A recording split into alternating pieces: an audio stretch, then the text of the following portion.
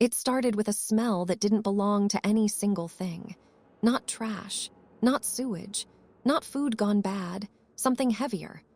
Sour, thick, clinging to the air in a way that made you breathe through your mouth without realizing it. The first time I noticed it was on a Tuesday evening, coming home from work. The stairwell smelled fine on the ground floor. So did the second. But somewhere between the third and fourth, the air changed. It hit me like a wall. I remember stopping mid-step, thinking someone must have spilled something or left a garbage bag outside their door. By the next morning, the building's group chat was already active. Does anyone else smell something weird? Probably the trash chute again. Management needs to deal with this. No one sounded alarmed, just annoyed. That made sense. Old buildings always smell like something eventually. The smell lingered for days. It was strongest near the fourth floor. My floor. More specifically, near the end of the corridor, where the lights were always a little dimmer and one apartment had stayed unusually quiet for months. Apartment 47. I realized then that I couldn't remember the last time I had seen the man who lived there. He was middle-aged, maybe older. Quiet. The kind of neighbor you recognize more by routine than by face. He used to leave early in the mornings, always wearing the same dark jacket, always avoiding eye contact. Then one day, he just stopped appearing. I hadn't questioned it at the time. People move, people travel, people disappear into their own lives. But the smell didn't feel like absence. It felt like something staying behind. On Thursday, someone taped a handwritten note near the elevators asking residents to stop leaving trash in the hallway. By Friday, management sent a generic message saying they were looking into the issue. No urgency. No inspections. That night, as I unlocked my door, I noticed something that made my stomach tighten. A thin line of light was visible under the door of apartment 47. I stood there longer than I should have, keys still in my hand, staring at it.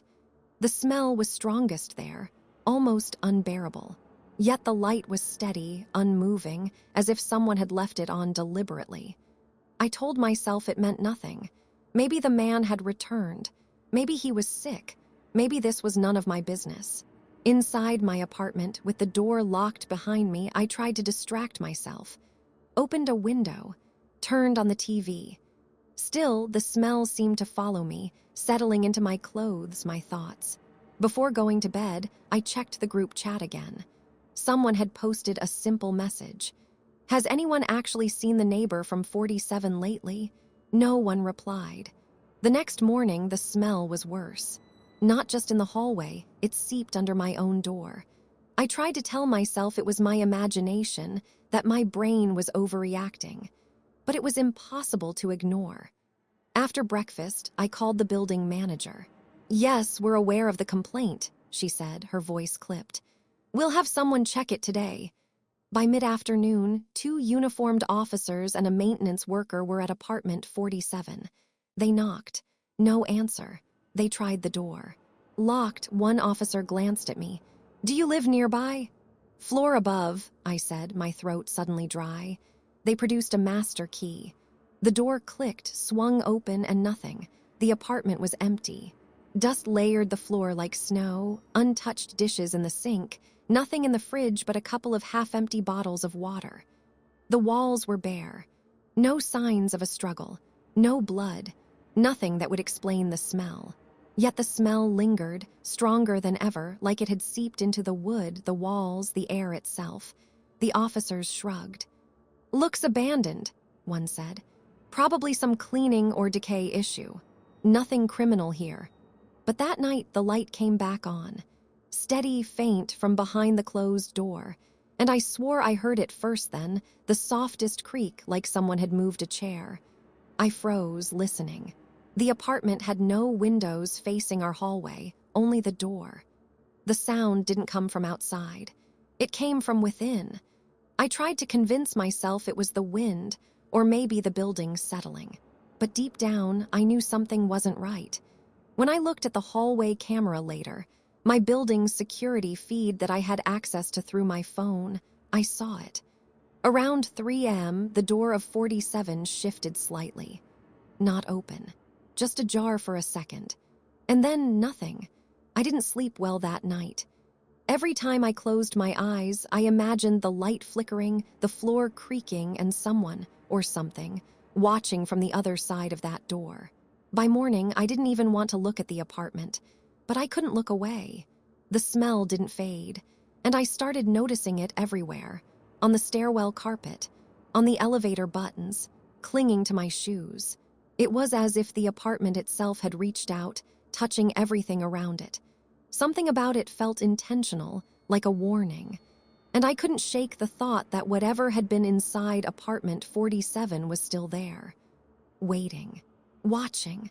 That night, I stayed awake, unable to ignore the apartment any longer. The light from 47 shone faintly under the door, painting a narrow line across the hallway.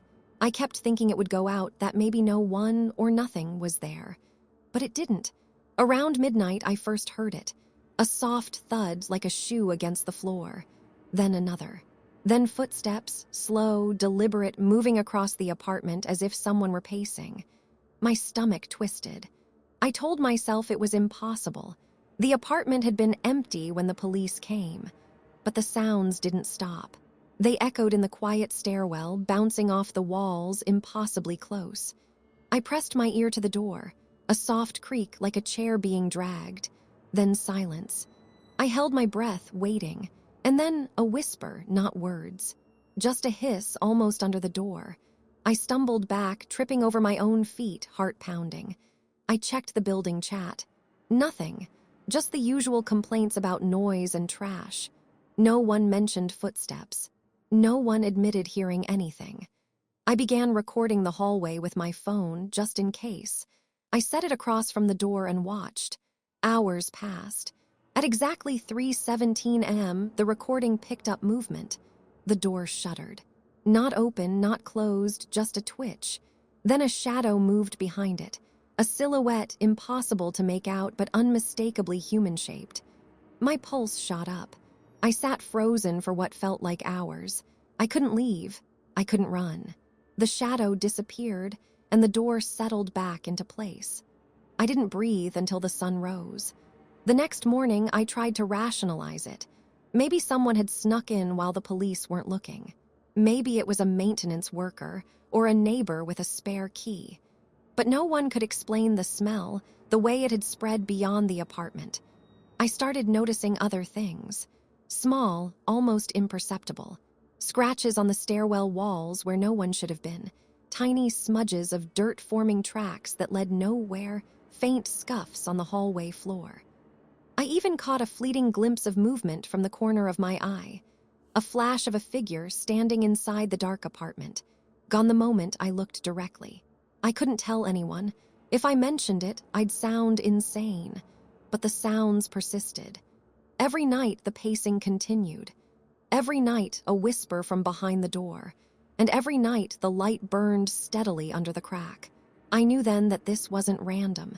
Whatever or whoever was in apartment 47, it had noticed me, and it wanted something. I began sleeping with the lights on, every door locked, but I could still hear it. Always just beyond my hearing, just beyond the walls. Watching, waiting. And I realized in a chilling moment of clarity that I was no longer just a neighbor. I was a part of it. I stopped pretending the sounds were harmless the night I found the footprints. It was early morning, just past 6. I opened my door to go to work and nearly slipped. The floor outside my apartment was damp. Not wet enough to drip, just enough to darken the concrete. Bare footprints stretched across the hallway, uneven and smeared, as if whoever made them had been dragging their feet. They came from apartment 47. I followed them without thinking, my pulse thudding in my ears. The prints didn't lead to the stairs or the elevator. They didn't turn toward another apartment. They simply ended halfway down the corridor, fading into nothing, like the person had stepped directly into the wall. That was when I noticed the other marks. Thin streaks along the baseboard, a faint discoloration near the corner, darker than the rest. Someone had tried to clean it, but badly. I didn't need to touch it to know what it was. The smell was strongest there, sharp and metallic beneath the rot. I backed away and locked myself inside. By evening, the building was buzzing. A woman from the 3rd floor said someone had knocked on her door at night, repeatedly. Slow, heavy knocks. When she looked through the peephole, no one was there, but the smell was. Another neighbor admitted she'd heard breathing through her door. Not words, just breathing. Close, patient. Management sent another message saying they'd escalated the situation. No timeline. No answers. That night, I didn't turn off the lights. At 2:43 a.m., I heard it clearly for the first time. A wet dragging sound in the hallway, followed by a dull thump. Then another. Something was moving, not walking, pulling itself along the floor. I pressed my back against the wall, barely breathing. A soft knock came at my door. Once, twice, 3 times. "Please," a voice whispered from the other side. It sounded hoarse, strained, familiar in a way that made my skin crawl. "Open the door." I didn't answer. The handle twitched. Something scraped against the wood, slow and deliberate, as if fingernails were tracing the grain. I squeezed my eyes shut, waiting for the door to give way. It didn't. When the sounds finally stopped, the silence felt louder than anything before it. In the morning, the hallway was clean. Too clean, no footprints, no stains, as if someone had erased the evidence overnight. Except for one thing. On my door at eye level, there was a single smear, dark, dried, pressed there deliberately. And underneath it, scratched into the paint with something sharp, was one word. Still here, I couldn't take it anymore. Sleep had become a battle, the hallway a living trap. I decided to set up a camera in front of my door. Just a cheap motion sensor with night vision, nothing fancy. I told myself it was for proof, for evidence, for sanity. I positioned it carefully, angled to catch the door of apartment 47 as well. If anything happened, I would know. If anything tried to happen, I would know. The first night was uneventful, too uneventful. I watched the feed from my phone, refresh after refresh, waiting. Midnight passed. 1 a.m. passed. I almost laughed at my own paranoia. Then, around 3:17 a.m., it happened. The door of 47 moved, not enough to open. Not enough to reveal the interior, just shifted. A subtle, deliberate nudge as if someone or something was testing its boundaries. Then I saw it.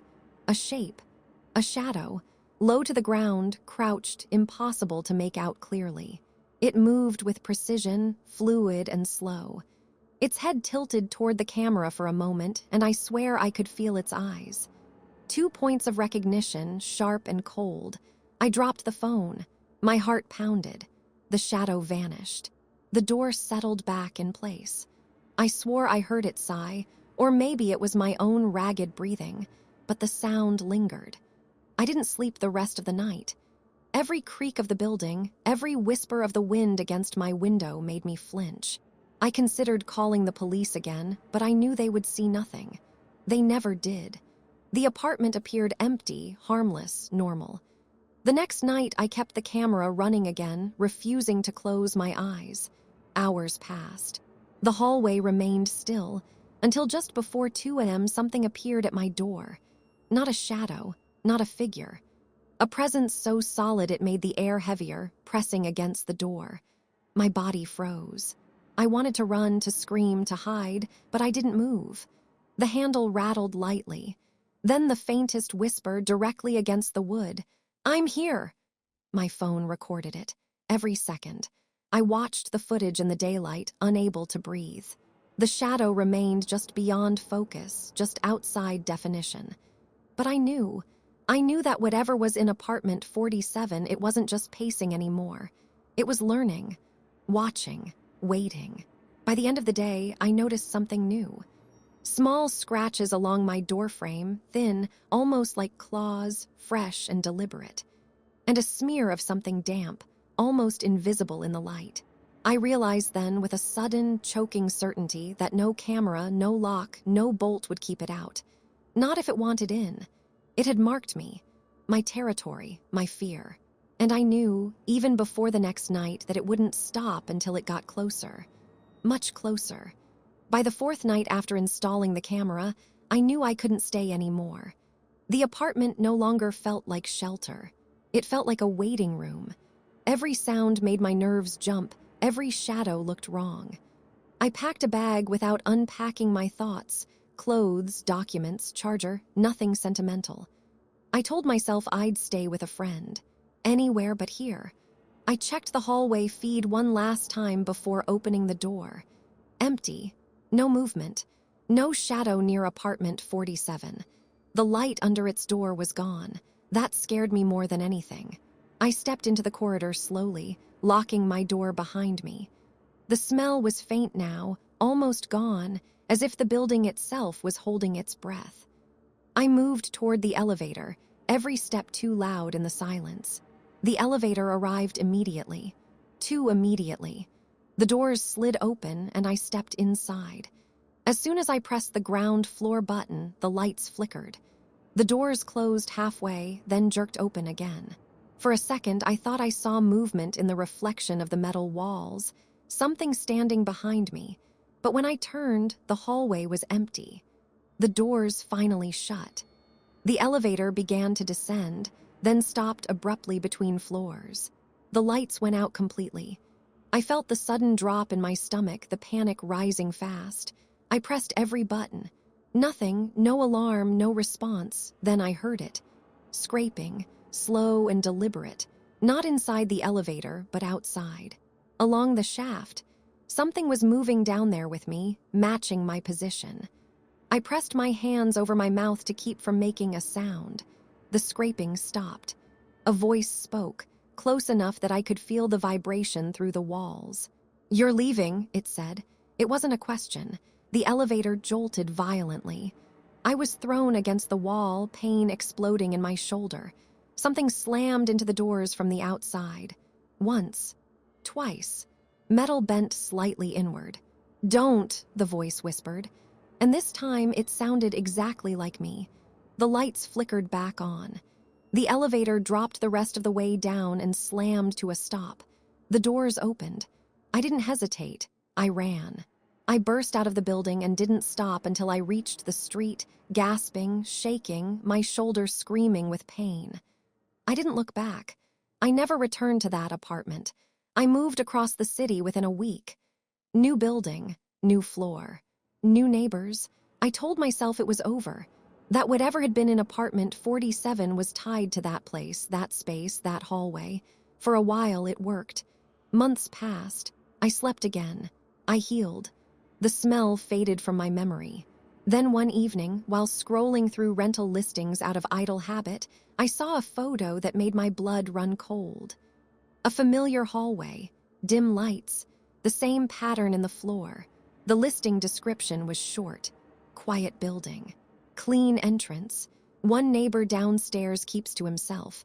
Hasn't been seen in a while. I closed the app. From the hallway outside my new apartment, I heard a slow, careful knock. I didn't open the door. The knock came again, slower this time, deliberate. Whoever stood outside knew I was there. I could feel it in the pause between knocks, in the way the sound seemed to press into the apartment instead of fading. I held my breath and waited. After a long moment, footsteps moved away. Careful, familiar. I didn't sleep that night. I sat on the edge of my bed until dawn, watching the door, listening for any change in the building's rhythm. But morning came quietly. No smell. No sounds. No shadows. I told myself it had followed me only in my head. Trauma does that. It lingers. It mimics fear. A week passed. Then another. I started noticing small things. The elevator sometimes stopped one floor below mine for no reason. The hallway lights flickered late at night. Once, I found my door unlocked in the morning, though I was sure I had locked it. Then the smell returned, faint at first, almost nostalgic in its horror. It crept into the stairwell, settled near the vents, lingered just long enough for doubt to take hold. I didn't tell anyone. I already knew how that ended. One evening, I ran into my upstairs neighbor by the mailboxes. She looked tired, nervous. "Can I ask you something?" she said quietly. "Have you noticed the guy downstairs?" My stomach dropped. "He moved in recently," she continued. Quiet, never leaves, but his light's always on. And lately there's been this smell. I didn't let her finish. I went back to my apartment and locked the door, hands shaking so badly I dropped my keys. That night, I checked the building's online forum. A new thread had appeared. Anyone else concerned about the neighbor on the 3rd floor? I scrolled through the replies. Haven't seen him in weeks. Smells like something's wrong. Management says the apartment is empty. I stared at the screen until the words blurred. At 3:17 a.m., my phone buzzed. A notification from my door camera. I opened the feed. The hallway was dark. My door stood at the center of the frame, and in front of it, perfectly still, was a figure. Tall, too thin. Its head tilted slightly as if studying the camera, learning its angle. Slowly, it raised a hand and knocked. Once, twice, 3 times. I didn't scream. I didn't move. I already understood. This wasn't about apartment 47. It never was. It was about vacancy, about spaces left behind, about people who leave without being noticed, about places where something can settle in and learn the shape of a life. The figure leaned closer to the door. "I'm your neighbor," it whispered in my voice. "And you're leaving again." The handle began to turn. Somewhere in the building, a door opened. Someone new had arrived. Another empty space. I closed my eyes and waited for the smell to spread. If you enjoyed this story and it made you listen a little more carefully to the sounds in your own building, hit the like button and subscribe so you don't miss any new chilling tales. And in the comments, share. Have you ever experienced something unexplainable in your own home? Your stories could become part of the next Creepypasta.